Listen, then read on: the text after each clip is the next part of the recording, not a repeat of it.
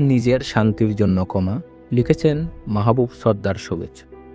কাউকে ক্ষমা করে দেওয়া মানে এই নয় যে তার করা অন্যায়টা সঠিক ছিল। ক্ষমা করা মানে হলো নিজের মনকে সেই বিষাক্ত স্মৃতি থেকে মুক্তি দেওয়া। ঘৃণা পুষে রাখলে নিজেরই ক্ষতি হয় বেশি। আপনি যখন কাউকে ঘৃণা করেন তখন আপনি আসলে তাকে আপনার মনের ভেতরে জায়গা দিয়ে দেন। সে মানুষটা হয়তো নিজের মতো ভালোই আছে, কিন্তু আপনি তার চিন্তায় নিজের শান্তি নষ্ট করছেন। তাই নিজের শান্তির জন্য হলেও মানুষকে ক্ষমা করতে শিখো। তবে ক্ষমা করা মানে এই নয় যে তাকে আবার আগের মতো বিশ্বাস করতে হবে। ক্ষমা করুন, কিন্তু দূরত্ব বজায় রাখুন। নিজের মানসিক স্বাস্থ্যকে গুরুত্ব দিন। জীবনটা খুব ছোট, এখানে ঘৃণা বা ক্ষোভ নিয়ে বেঁচে থাকার কোনো মানে হয় না। ধন্যবাদ।